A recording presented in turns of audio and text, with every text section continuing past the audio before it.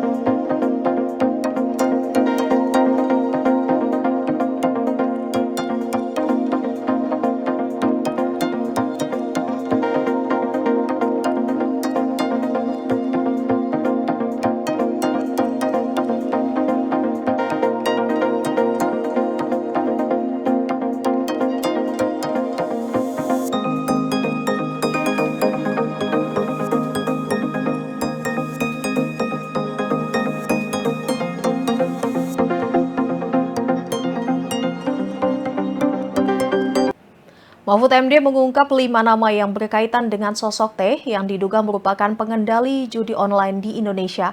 Pernyataan itu disampaikan Mahfud dikutip dari tayangan di YouTube-nya pada Rabu 31 Juli. Mahfud mengatakan dari 5 nama terdapat 3 yang masih menjadi buronan. Ia menegaskan bahwa 3 orang itu sudah lama menjadi buronan dan masih berkeliaran. Mahfud menyebut ia sudah pernah menggelar operasi senyap untuk memburu sindikat judi online tersebut. Namun hingga Mahfud MD mengundurkan diri, 3 orang itu belum juga tertangkap. Berarti di rapat tadi yang dihadiri oleh Presiden beberapa menteri itu, betul di situ Pak Beni melaporkan, menyampaikan bahwa ada sindikat untuk penempatan dan termasuk judi online. Betul ada. Tapi kan banyak yang disebut. Tidak hanya inisial T ya? Tidak aja inisial C. Saya aja mendapat 5 nama yang langsung saya follow up. 5 itu termasuk T atau di luar T? Di luar. Namanya itu diberikan ke saya nih Pak di Batam. Di Batam itu atas laporan masyarakat yang dimotori oleh Pak Romo Pascal kali ya. Pascal ya.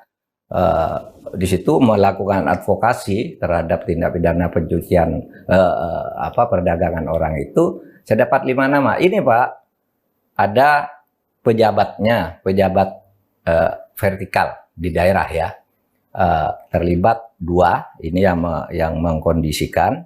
Kemudian ada orang swastanya. Yang pejabat ini sudah dimutasi semua langsung. Nah yang 3 nama ini sudah dinyatakan tersangka, tapi 2 tahun berkeliaran. Tidak ditangkap. Padahal sudah dinyatakan buron tersangka. Nah saya diskusikan ke dalam, akhirnya bersepakat. Saya diminta oleh teman-teman menyampaikan ke Kapolri nama ini. Saya sampaikan langsung ke Kapolri berdua. Pak Kapolri, saya ada perlu ini nyampaikan ini. Ini ada nama ini nih, ada di Batam berkeliaran buron. 3 nama itu?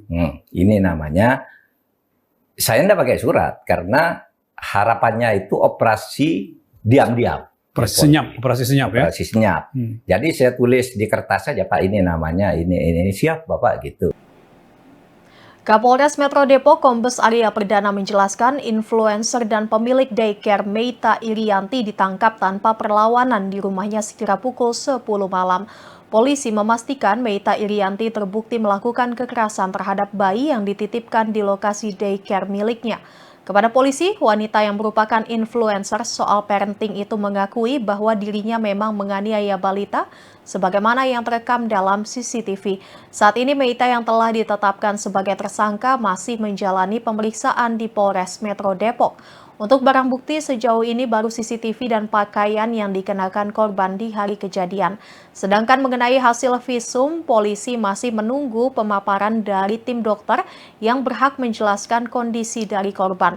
Polisi pun masih menelusuri apakah ada korban lain dari tindakan Meita, kendati sejauh ini belum ada laporan lain yang masuk.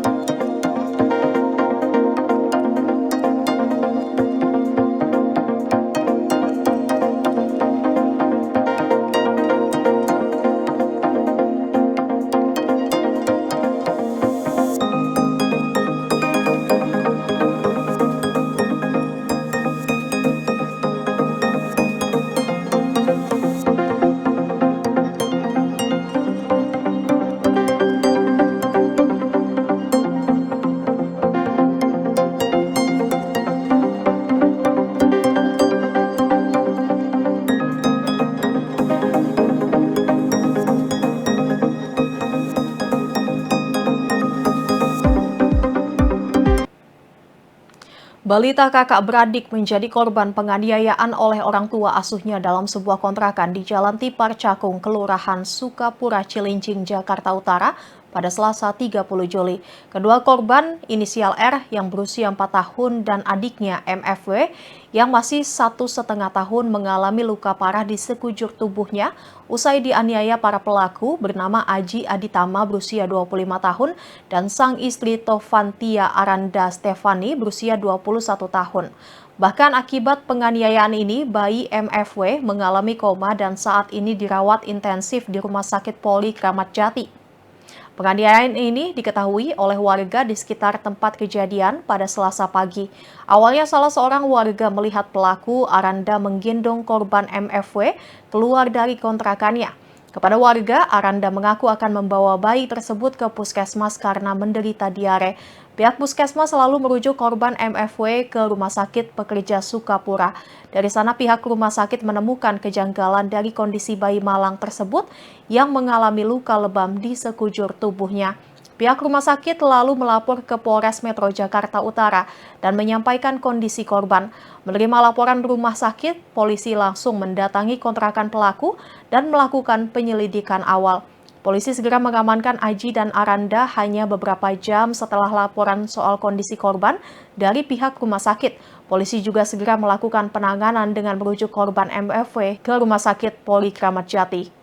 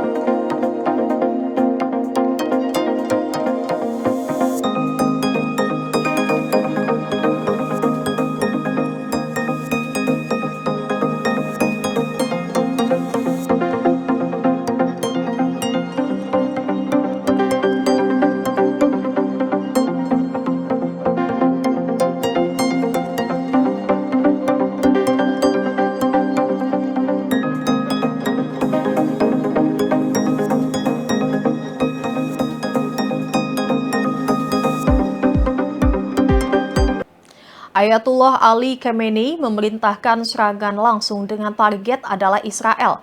Ia menekankan bahwa pasukan Benyamin Netanyahu itu telah menggali kuburan mereka sendiri.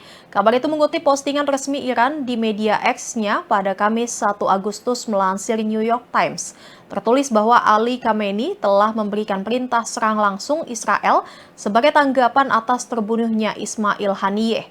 Sebelumnya, Khamenei juga telah mengeluarkan pernyataan keras menanggapi serangan rudal ke Teheran yang diduga kuat dilakukan Israel.